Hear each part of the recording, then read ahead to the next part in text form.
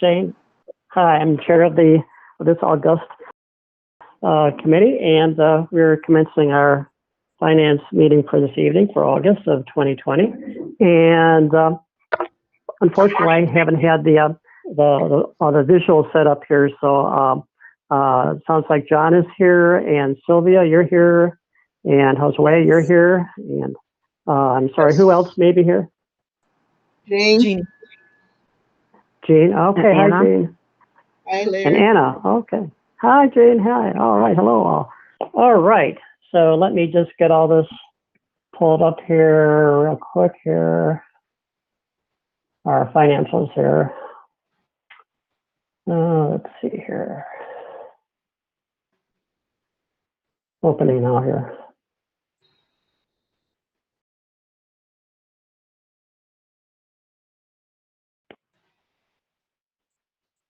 So to get started, anyone have anything?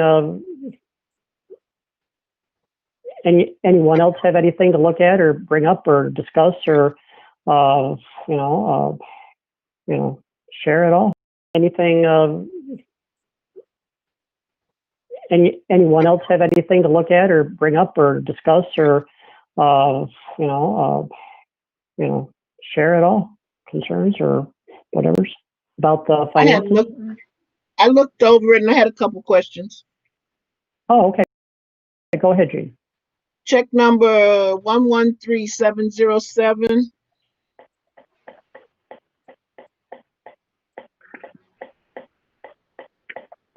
Water. Can you tell us the page number? Oh shoot! Now you want too much. Jean, are you talking about the water? Yeah, and then 113745. Yeah, we have two water bills. One is the regular water bill. What is that other one? Right, but we have two water bills. One is the regular water bill. That is, I haven't been able to find it. Let me see. But the other one that is $400 even, that is the payment plan for the bill that we incur back in March. Right, 113745, that's water. That is our regular water bill. The other water bill is the payment that for our, I think it was either a leaky faucet or running toilets. Unfortunately, a malfunctioning faucet. One of our automatic faucets was running nonstop. We used 500,000 gallons of water. How come we had such a big water bill with nobody being there? Okay. Right. Well, that is. Well, that's the thing, right? They put a notice at the door. Well, nobody was there, right in the middle of March. So the water bill ran up, and we didn't know about it until we received it several months later. And we did file insurance claim, and we also with the city. So we'll see what happens. But in the meantime, we do have to make some kind of payment. And it's my understanding that initial insurance claim was denied because there was a malfunction on our part. If I may follow up, so this is from a malfunctioning, leaky water faucet of some sort somewhere? Yes, that's correct. Yeah. Oh, okay. That's correct. I see. And where was this again, this leaky faucet? Was it in the bathroom or the kitchen or? I believe it was in the staff restroom. Oh, okay. Anything else? 113. Oh, yeah. 113756. Says Park District Utility. Yes, we pay the Park District. I believe we pay them. We don't have to pay rent, but we do pay the electricity. Oh, for the room at the Park District? Correct. At the field house? Okay, all right. Yes. I guess I got another question that's kind of crazy, but I just need to know. That's okay. Well, yeah, yeah. I see a lot of maintenance supplies and stuff like that. If it's closed, what's so much the maintenance that's going on? Oh, actually, maintenance is one of our busiest department. They have to make some modification, and they have to buy lots of supplies, including cleaning supplies, because now they're cleaning more diligently, and they're buying lots of hand sanitizers. You know, But because they're closed. Who's using it? we're not closed in July. And July we were getting ready to open up. There were staff there, I mean, not full time in Okay. July. So Chuck is also, for a long period, he was not able to buy anything. It was not available. So he's also stocking up. The maintenance supplies, especially the cleaning supplies and hand sanitizer, at one time it was like not available. Okay. So I think some of them he actually went and picked it up. And additionally, and if I may, Jean, there were purchases made to renovate the bookmobile room. So we purchased countertops, sinks. We are replenishing, changing out all of our faucets that are currently hand faucets to be sensor faucets. So there's a lot of projects that Chuck and his team have ongoing, including our inventory room downstairs, making it an additional workspace for staff to be able to work more spread out in Okay. separate areas. That's all I had. All right, thank you, Gene. I have several questions just about basically what they are about. This one, let's see here. This one's on page 1, and this is Larry McShane speaking, by the way. This one looks like it's check number 113684 on page 1. It's sort of kind of more in the middle of the page, and it says it's for EBSCO, EBSCO EBSCO for $3,975.05. I'm just curious, what is EBSCO? EBSCO, we buy, that belongs to our collection, the 54100, that general, that is collection general collection instead of like a e-resource. Also, it's for like e-books and sorts of things? No, that's general. Oh, so what would that expenditure have been for? I'm just curious. Material. I believe EBSCO is our vendor for magazines, and that might be our magazine purchase, but I'm not 100% sure. We can find out for you, though, Larry. Oh no, it's basically for like magazines or periodicals, that sort of thing. You believe? Anna would be able to answer that question more correctly, but yes. All right, let me take a look. I'm just moving. Now here I see this is on page 2, and this is number 113694. So pretty much in the middle of the page. It's to the law firm of Daniel Long and Pensel LLC, and it's for legal fees, and it says $2,225.00. I mean, it's pretty obvious legal fees, and that is for the month of June. Is that correct? Right, 2,225 for yeah, for Douglas. Right, and approximately, I'm just curious about how many hours of time does that represent of legal time I do have a detailed invoice, but we can calculate it because he charged $250, so 2,225. That's about almost 9 hours. I have a question regarding that. Yeah, Jane. Who was using this time? Different people. I think, let me see if I can find his invoice.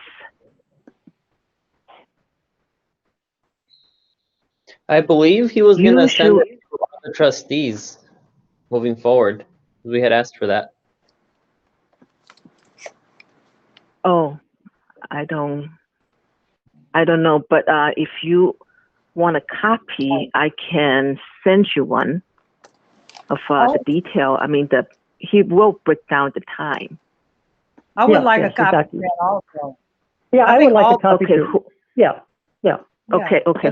I got one other question then. I'm Sure, sorry. Go ahead. 1 minute. It has to do with that. Who Did wants a we copy? discuss in the last meeting about him and sending the copies? Because I wasn't there. Yes. This was 2 meetings ago. No, I wasn't. I was 2 meetings ago. I was there. I don't remember seeing that. Mary Stickles was still on the board because Okay. Okay, so Josue, Larry, did you say you want one? Or? Yeah, yes, if I may, please. Yes, get a copy of Okay, the invoice. Larry and Sylvia, Sylvia. Yes. Sylvia and Jean. Please. Okay, and you want this copy, or you want which copies?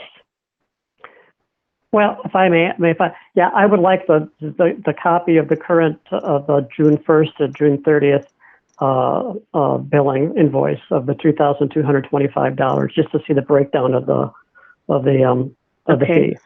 Mm-hmm. All right. And if I may ask our committee here, would any of you or all of you be interested in receiving future invoices from our attorneys on such matters, or on all of it? Definitely. Yes, With the breakdown of the invoices? yes, I Yes. think because it's such a large expense, the finance committee should get that. Yes. Mm-hmm. It's such a Okay. large So expense. Anna, would it be Okay. So Anna, would it be possible then to send us all a CC of his invoice of his future invoices when you receive them, as well as Yes. a copy of this current one? Mm-hmm. Yes. Okay. Thank you. It's Very Jean good. again. Mhm. This is directed at Sylvia. Sylvia, Yes. how do we get that discussion on the floor in a regular meeting? I just wrote down that I would make a statement about it. Only a statement? Right, because I think when I talked to, well, of course, Douglas is Douglas on here? Okay, so Douglas wanted people to be able to just call him. Anybody could call him. But I think that we need to, I'm going to make a statement tonight about that, because I don't think everybody should call him. And the other thing was, it's not a policy yet. Is that correct, John? As far as using our legal services, there is no policy for legal Right. services. Do we need to set up a policy for that?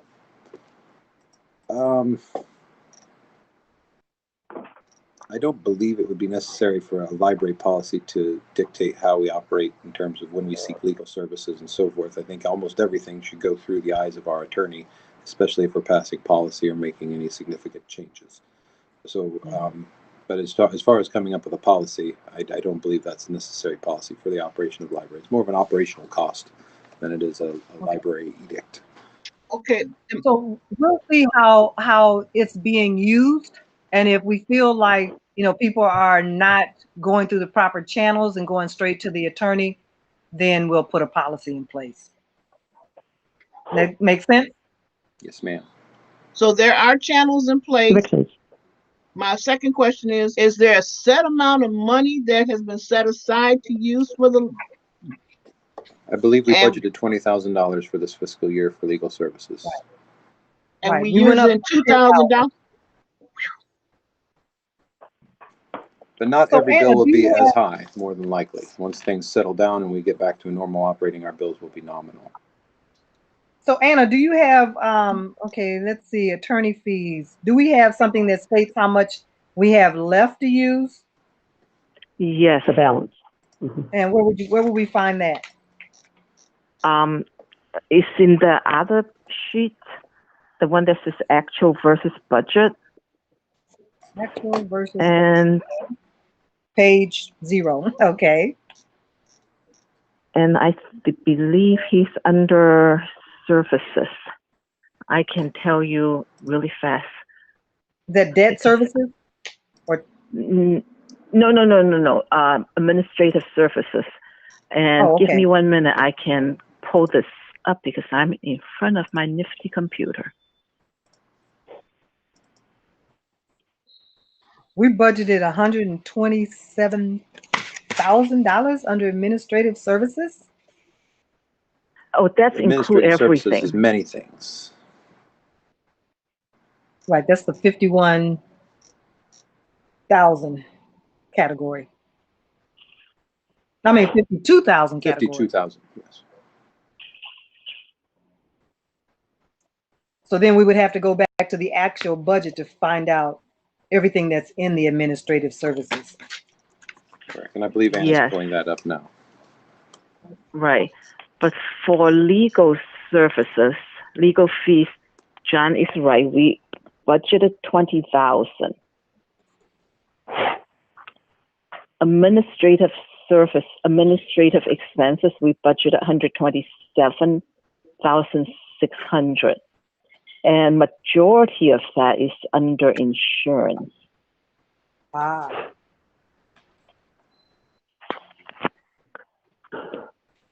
What kind of insurance? This is Larry McShane again. It's like health insurance or property insurance? No, or... not personnel related. Liability, umbrella, bond, that kind of insurance. Mm-hmm. I have a question. No. Do you have that budget in front of you right now?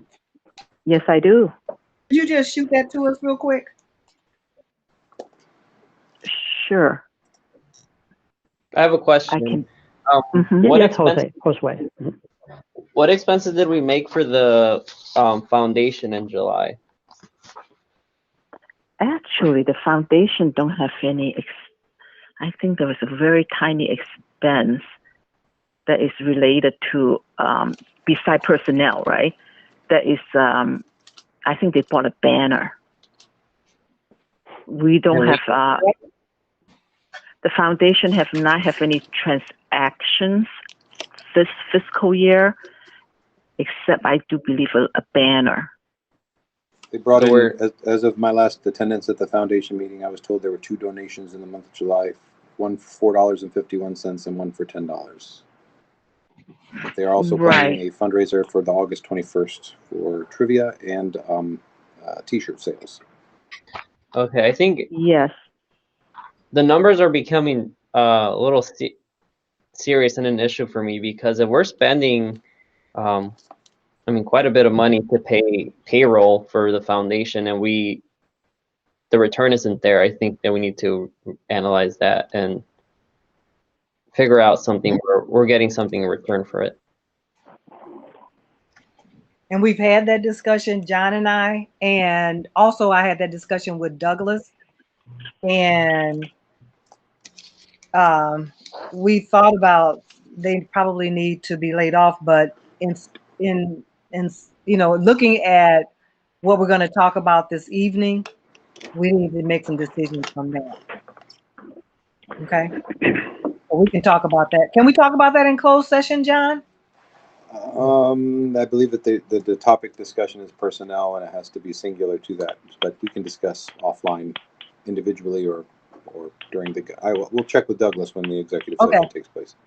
Okay, good. Okay. If I make it, getting back to just one more follow up with this legal fees issue under the 113694 number on page 2. Of course, we all, I'm sure, are mindful, but just to be aware again that anytime anyone calls an attorney, of course they welcome it, and they all do, of course. But there is a legal fee for every second you talk to an attorney on. That they're charging money. So just it's just not on. It's the ticker's clicking. The dollar signs are just there. So okay. So now moving along here, I have a few more questions regarding these checks here. They're right underneath the legal services fee under check number 113695, and that's page 2. There's an entity called Ecology, and I see that's for cleaning service. That's $3,665.0, and that's half of it. That is the air duct cleaning we have on June 29th through July 2nd. That's when, beginning of July, we have several days that they came in to clean the ducts. Now, if I may ask, is that a sort of an annual sort of a cleanup, or is it more so now with to clean up everything with the virus likely or possibly hanging around we did here it and there? early. Sort of thing? We had scheduled it for August of this year, of course, and that's on the regular. It happens once every 5 years. We clean our ducts, ductwork. So it was due. Anyway, so we just did it early. So we do it every year? No, every 5 or so. Oh, every 5 years. Oh, okay. Because I don't remember seeing that one before in our spending. No, right. It's an ounce of prevention as a pound of cure, because if you keep your ductwork clean, then your machinery runs much more smoothly. Oh, no, I get it. No, yeah. Okay. On the same page too, there's not a lot more that I have questions about here. But this on the same page too, 113697, 113697. There's an entity called Marsive Incorporated, and that's a charge of $2,100 for authority control. What's authority control? It is a function of cataloging that helps the materials that we catalog be found in the catalog. And essentially, they're records. We pay for a certain amount of records every year that otherwise our catalogers would have to catalog what's called original cataloging, which is very time consuming and very tedious. A lot of, I'd say 80 to 90% of most of the items and records we catalog are copy cataloging. So we pay for records, and the authority control is a Library of Congress concept, authority subject headings, essentially. So it makes sure that everything is in its right place in the library building. So, okay, so it's a high-tech library information services management tool, basically. For our collection management department, yes. And that's a regular expense every year. Okay, let me I think that's pretty much it here. Just scanning down, I'm almost finished. Just looking. In the meantime, anyone else have any questions about any of the expenditures at all? Anyone else? John, when does that grant come into play? When we receive it? That is a curious question, because we've already received a distribution from the Lake County Community Foundation, which is almost like seed money until the grant money comes in. Anna would know more specifically about when. We don't know the exact date. I don't believe we've seen any checks from the CARES Act funds that we're expecting in terms of the No, $1 million we have grant. not. No, I talked to Gail today, and I think we have, you're talking about the $1 million one, right? Right. Right. They will disperse, I think 300,000. They will give us that money, and then the rest of it is on reimbursement basis. Okay. But I have not seen any grant documents yet. So how will that play into the budget? I mean, how will we know? Will that be a new separate item in the actual versus the budgeted, or will it go? No, we have not. No, we did not budget for $1 million grant. So when we receive those grants, when the grant amount is more substantial, I will give you a separate report on all the grants. Okay, great.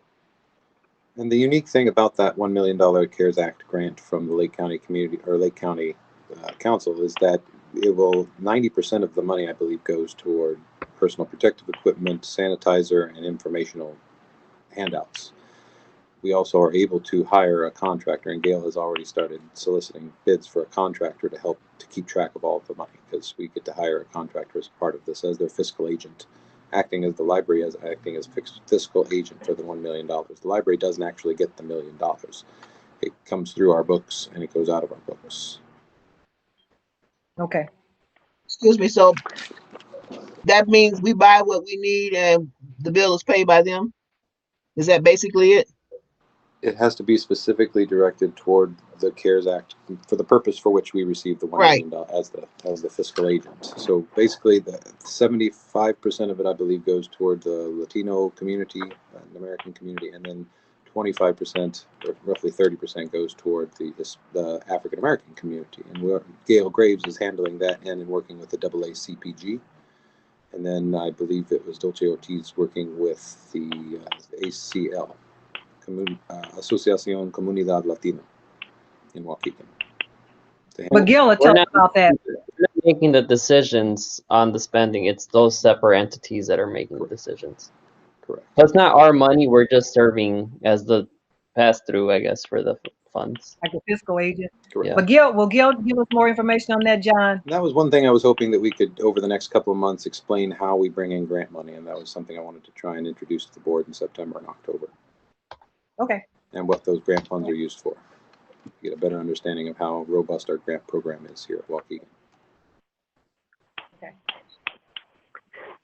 Okay, I just have several more questions on the monthly board check detail. This one is on page 6.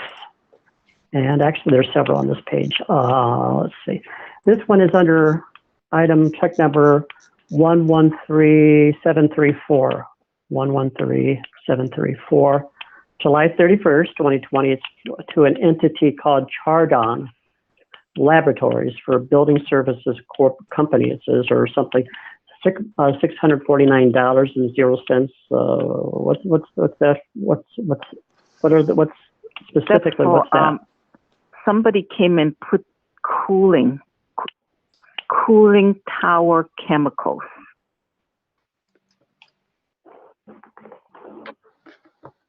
For air conditioning, or so it's for the cooling tower. Okay, I'm just jotting this down. Okay, then right underneath that, there's an entity called Delage Land and Public Finance. Right. It's item check number 113735 for $2,495.23 equipment leases. So what equipment is that? That's the copier that we're leasing. We have that every month. Every month at the end of the month, we pay them $2,495. It's a lease for all the copiers. At the end of the lease, we own them. So it's like leasing a car, except the copiers. And then if you look down, it's not just the photocopiers, it's also many different printers too. Isn't that correct? There's about 35 or 40 different machines. Yes, copy and printers, right. And if you look down, the G Media Wrap, the 192 special, that is the banner for the Bradbury. For the what? The banner for what? For Thursday. The Bradbury fundraiser on the 21st of August. 100 for Raise 100. Oh. Okay. It's hanging outside the library. So we have this. I'm just curious again. This is an education, at least for me, how all the different pieces of the libraries. It's really quite informative and fascinating.